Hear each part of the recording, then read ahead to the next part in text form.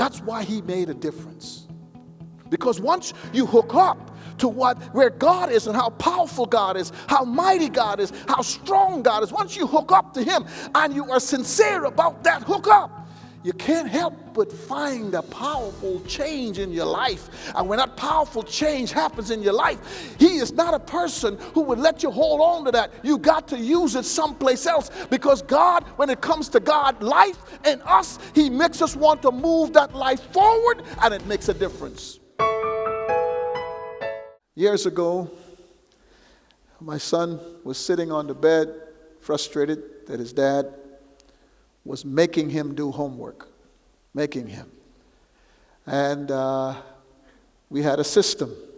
The system was, when you come home, whatever chores, whatever things that your mom wanted you to focus on to make sure that dinner is ready or whatever, we all chip in and we all get that done. We all do that as a team, so everybody's work is less if we do it together.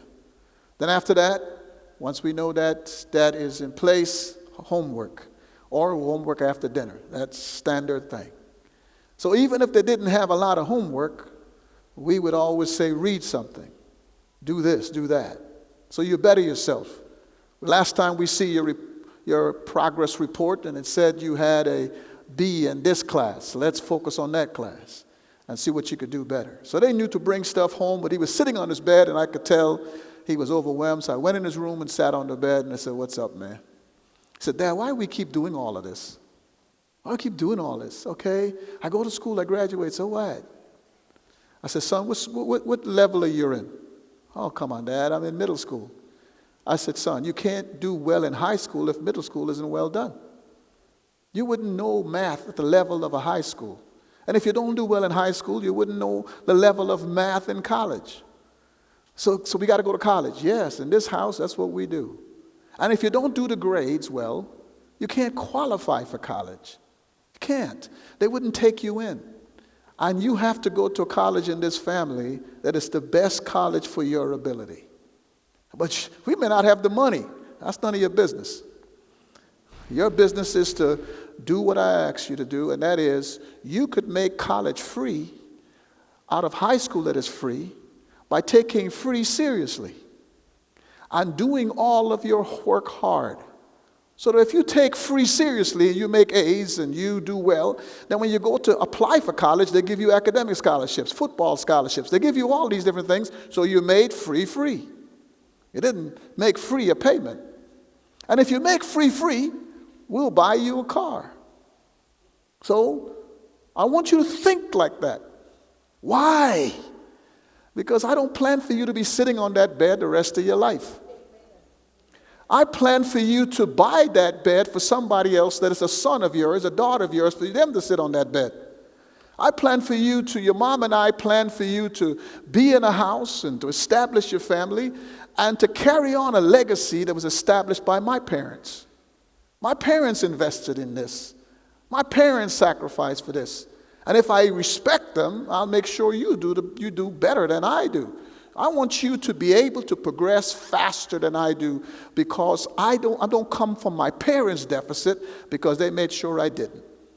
So in progress, you achieve great things. So in this home, we're going to love you. We're going to work with you. We're going to sit down here. We got a computer in that room. We set it all up. We make sure if you need lessons, we'll do all of that. But here is the vision we have for you. We're working towards it.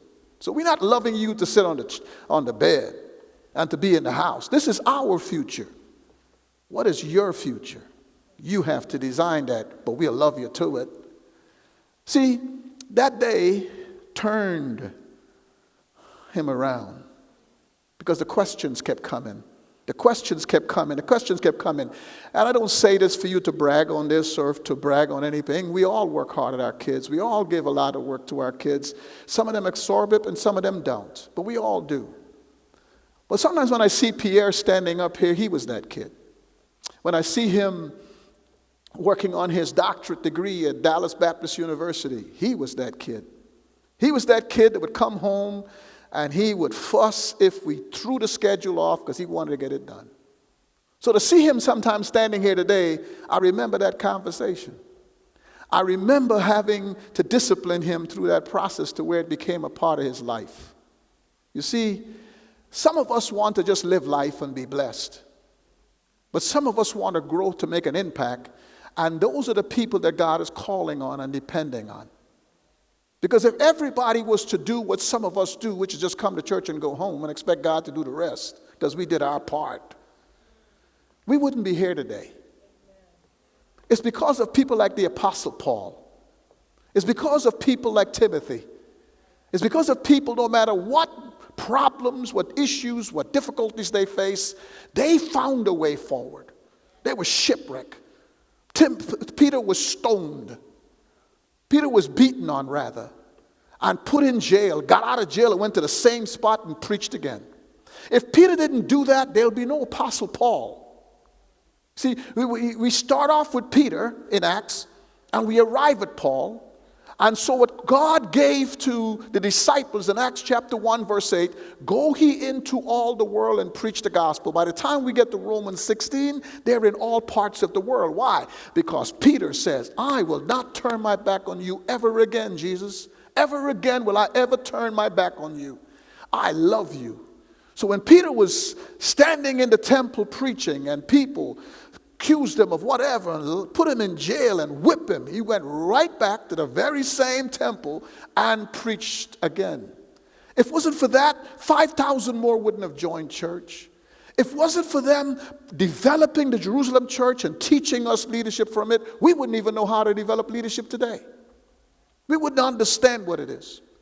You see, people took his death, resurrection, his coming down from the glorious heavens, being a pauper on earth, dying as a thief on a cross just because God so loved the world.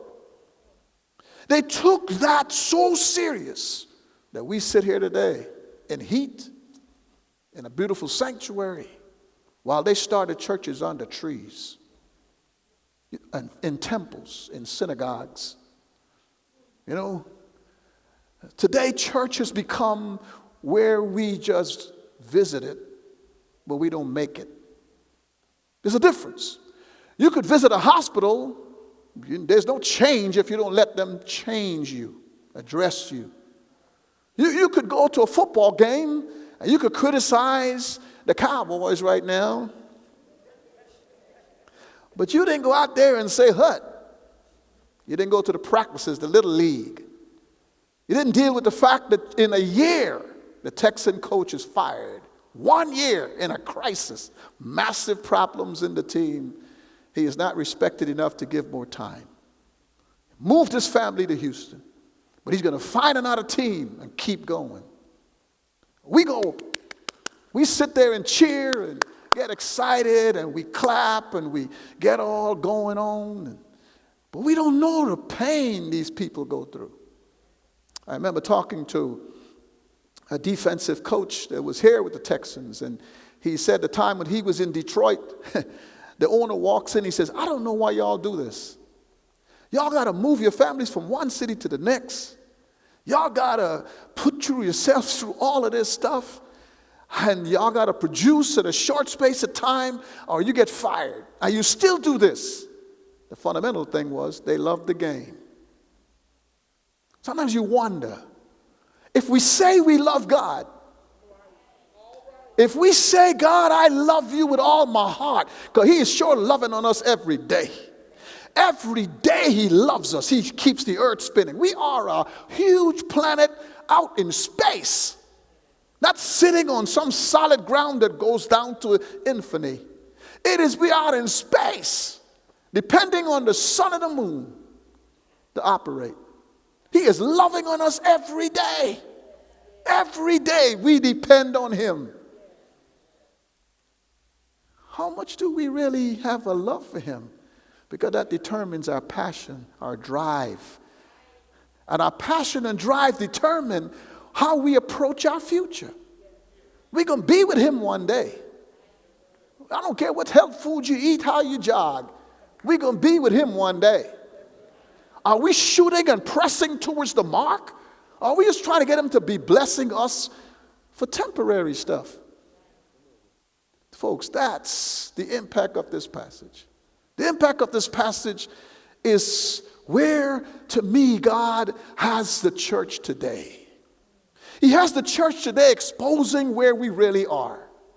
Because the folks that love football, they ain't got no mask on, they're hollering and they're screaming. People that have jobs, that gotta catch planes, they're on them planes. Because they gotta make that money. There are people who are flying in airlines and trying to keep the economy going because they love their country. But where is the church today? We're the ones that run around saying, I can do all things through Christ. What does that all things really mean? We say, I'm more than a conqueror. For what? To keep a job? What are we conquering? Oh, folks, where's our heart today? Where are we? How much trust do we have? The model we have in this text should be the model that we live by. That's what we benefit from. And I was at my grandson's game, and we somehow got into discussion about black history, my son and I, my oldest son and I. And I said to him, son, the reason why there's not the kind of progress is because there's not the same passion. We got a few jobs now, we got cars now, we got house now. We ain't marching about nothing. We go and we're not fighting to stop the inequity that's taking place in the voting rights issue. What are we doing about that? Just get mad it didn't get passed. The people in our time, they didn't just get mad, they did something. They got out and voted for people. They put people out there. They got in their pockets and supported people. They made a difference that we now sit here and we go, well, I'm praying about it. We sit here as African Americans, son, we don't have the same passion. So we don't bring the same level of change and energy to the difference that needs to be made. They had passion. The passion you find in this text is that they were first committed to grow. You have to connect in order to move forward. If you're going to get a bunch of carriages going down the tracks on a train, the caboose got to come back. It has to hook up. It has to connect. It has to slowly develop itself down the track. It doesn't matter what's going on the tracks. Doesn't matter how long it has to go. It's gassed up. It's ready to go. But it has to come back, hook up, in order to drag them 80, 100 carriages all the way down the tracks. And if it takes a while to speed up, it's going to keep doing it until it gets down the tracks. The Bible is saying you can't make a difference if you don't hook up first. We can't become productive if we don't hook up to the person who makes us productive. And that's the reason why when we look at this text, he says he didn't just find a churchgoer, he found a disciple. He found a disciple. Listen to this carefully. He came to the church in Derbe and Lystra. He was purposeful. You would think Paul didn't want to come back to this church. You think it's crazy? Paul was stoned, left for dead. But he knew that there were people in this church that needed to grow. Look at chapter 14. Paul was stoned in this. He was sitting outside the city limp, dead. They thought he was dead. Look at verse 19. Verse of chapter 14 of Acts. And the Jews came to Antioch and to Iconium, and having won over the crowds, they stoned Paul and dragged him out of the city, supposing him to be dead. But while the disciples stood around, he got up and entered the city. Watch this carefully. The next day he went away to Barnabas, but with Barnabas to Derbe. You coming back to what? Passion. Paul spent 14 years being developed for ministry. 14 years. You can't get some ministers to go to college. Can't get them to go to seminary. 14 years. Paul was preparing for ministry. And when he was ready and prepared, and when he was strong again, Paul came back and found a person who was committed to be a disciple. What does that mean? A disciple is not just a churchgoer. A disciple comes to church because they love God and they learn to love God. There's three things that you happen inside of their hearts. This is what happens in their hearts. A disciple, first, when they come to Christ, they have a love for God. A love for God meaning, I want to know more about Him. I want to learn more about Him. I want to come to understand who this God is. They have this passion for Him. You would see that with the disciples. Jesus Christ is in Jerusalem, the Mecca of Judaism. And He only finds 11 guys that would follow Him. How could that be? How could you come to the Mecca of Judaism and only find 11 people to follow you? And every day you're doing good things. Every day you're doing the right thing. Every day you're following what God says. Miracle after miracle after miracle after miracle. And the people in Jerusalem that were looking for the Messiah nailed you to the cross, and they're churchgoers. The churchgoers. The people that nailed Jesus to the cross were not the Romans. They did what the Jews said to do. But it's the Pharisees, the Sadducees, the Sanhedrin, the elders, the high priests that make up the Sanhedrin. Those were the people. How could you nail a man to the cross that's been doing good every day? Because they went to church, but they weren't in love with God. That's why today, if you start talking about the Bible, people, oh, they're crazy, I'm out of here. You start bringing up things that they can't stand because of what the world is saying about homosexuality or living together or committing adultery. Or, oh man, he's in our business. I just wanted to go to church. No, you want to have a love for God. If you have a love for God, whatever God is saying, you respond. You don't tell God what to teach. You don't tell God what to believe. You adjust to it because you love Him. You know, I remember as a boy going home, and my mom was sitting there waiting on me. I know she was waiting on me because there's 8 of us, but she's staring at me. So when my mom is sitting like that, she wants to talk. When she's standing and fussing, she's trying to prevent herself from slapping you. So I said, I'm in good thing here, because she's sitting down, but she's looking at me, and there's 8 of us coming in the door. Okay, love you, huh? I love you, huh? She's staring at me. He says, boy, you are playing at school. How did she know that? I didn't know the woman came, hid behind a wall, and stared at me for 3 days. Talked to the teacher, all of this stuff. And stared at me. She said, son, in this house, you will be educated. You are going to learn. I never forget being woke up at 5 o'clock in the morning. And when I woke up at 5 o'clock in the morning, she's got my books out. She's got breakfast sitting there. So that means she's been up. And she would sit there, teach me until there was a passion for school. Then she released me. 8 kids. 8 kids. I don't stand here today because I just love school. It was that woman.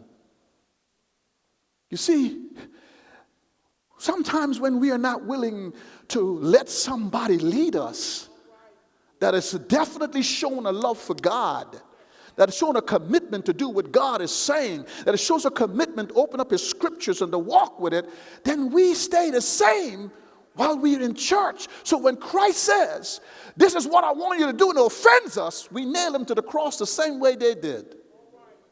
Because we are churchgoers, we're not disciples.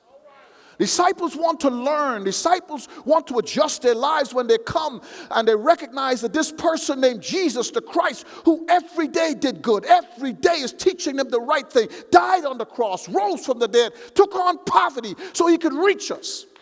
It doesn't matter if you're a Samaritan woman. It doesn't matter if you're a woman that is sleeping around. It doesn't matter if you are a Pharisee. It doesn't matter if you're Nicodemus. It didn't matter if you're Zacchaeus. It didn't matter who you were. It mattered that you listened. He responded. It could be the man on the cross. He would still respond to you. Didn't care. He didn't care what color skin you were. Didn't care what your background was. What he cared about is that you're lost, and I'm here to help you find God. He loved us. He responded to us. He cares for us every day. He said, I let the rain fall on the righteous and the unrighteous. How could we not love somebody like that? See, I could listen to my mom because my mom was the one who said, right after that, I'm walking out of school grounds. She's standing at the gate. She grabbed my hand. When a woman grabs your wrist, she's not asking if you want to go anywhere. And I was at lessons. This boy, if he doesn't listen, it's the first day I ever saw my mom betray me. Spank him. I don't know this woman. I don't know nothing about this woman.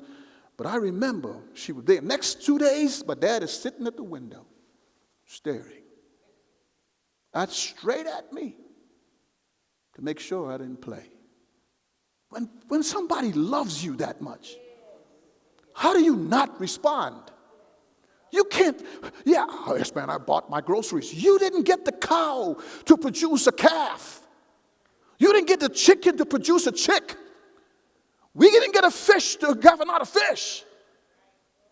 We all function from his goodness. Can't breathe without him. Can't walk without him. Can't talk can't arrive anywhere without his goodness and his grace. Timothy was a disciple, not just a church member. And that's why he made a difference. Because once you hook up to where God is and how powerful God is, how mighty God is, how strong God is, once you hook up to him and you are sincere about that hookup, you can't help but find a powerful change in your life. And when that powerful change happens in your life, he is not a person who would let you hold on to that. You got to use it someplace else, because God, when it comes to God, life and us, he makes us want to move that life forward, and it makes a difference. So the person that backs up to hook up become a difference maker because they are a disciple, because they are committed to God. They're willing to learn what he has to say. They have a love for God because they obey what the word of God is, and they're committed to apply it. Those three things make a disciple. I so love God, I want to hear what he got to say. I so love God, I'm going to commit that whatever he tells me to do, I'm committed to do it. And whatever he tells me to do, I'm committed to practice it. What he tells me to do in practicing it, I will serve him just because I love him. Just because I love him. Just because I love him. I never forget, my boys would come to dinner, and I'd say, hey, your mama ain't bringing no plate to this dinner. She's not getting her water. She's not getting her fork. You gonna do it, because she cooked for you. Look where her shoes are. They're all over the kitchen. She came home, kicked her shoes off. She started cooking. If you think she started cooking today, you're messed up. She planned out these meals before the week started. So she don't wash no dishes and she don't bring nothing to the table. Y'all will do it. If you have a face, you told me you don't love her. So stop telling her that. See, when you love something, see people on a plane, see people at football games, screaming and going on. Green Bay Packers people, cowboy people crying like the world came to an end.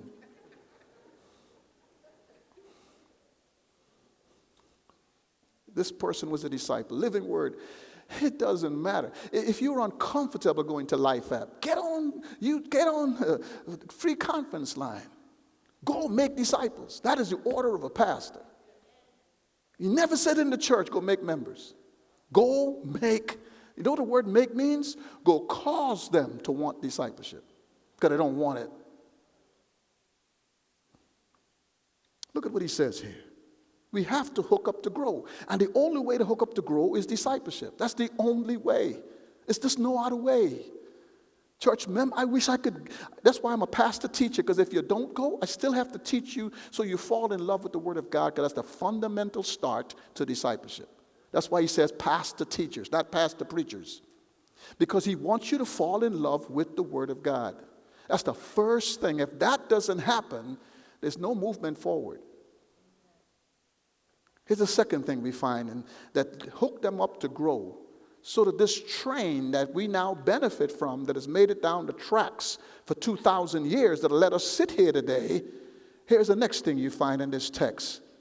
Paul came also to Derbe and to Lystra, a disciple, Acts 16:1. A disciple was there named Timothy, the son of a Jewish woman who was a believer, but his father was a Greek. Please don't tell me about your blended family. Please don't tell me about the husband isn't saved or the wife isn't saved. Please don't find excuses. This woman's husband was a Greek.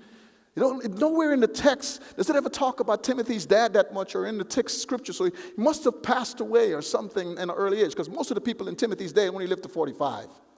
So most of the people that did ministry were young. I don't know why people think the ministry is a bunch of old people in the Bible. It's not. It's a lot of young people. John was young. Timothy was young. David was young. Josiah was young. Joseph was young. Jesus was 30. So a lot of the people in the Bible we benefit from, they're young people. God may have called them to ministry and kept them for a long time, but when they started out, they were young. And you have a family situation here where you have a mom who's living with an unsaved husband. But that didn't stop her from raising her son. You got 3 generations here. Because we find this in 2 Timothy chapter 1. He says, a grandmother got saved. A mother got saved when Paul came and taught them. Then the son got saved. There's 3 generations of family saved. And the believing mother established a disciple called Timothy, who later became a pastor. So we could look at our family situation and go, I just wish I had this, I just wish I had that, I just wish my husband would this or a wife would be this. The Bible is going to say, no, you started. Stop talking about what you don't have and talk about what you do have. It is people who God could shape and work with that has allowed us to be blessed, to be able to be in his church for his glory and his honor. That discipleship process is captured in our new book, The Making of Disciples. And I pray that you would purchase that book, or you could just go in and for a gift of $25 or more to Power Walk Ministries, we will send you the book. Oh, you said it's about discipleship, maybe it's about teaching somebody in a discipleship class. No, it's not. It could be used for that because we have a teacher's manual and we also have a student manual. So it could be used for that. But it is to help a person understand, what does salvation mean? What is the spiritual growth process? How do I know I'm growing spiritually? What does it look like when I'm spiritually mature? What does it look like when I'm growing spiritually to be an impact to the people around me? The book is that focused so that you're better and you grow for God's glory and your blessing. So for a gift of $25 or more, we'd love for you to allow us to move forward this year in a productive way for the glory of God so that we can continue to serve God productively. Thanks for listening. Pray that you'll join us again.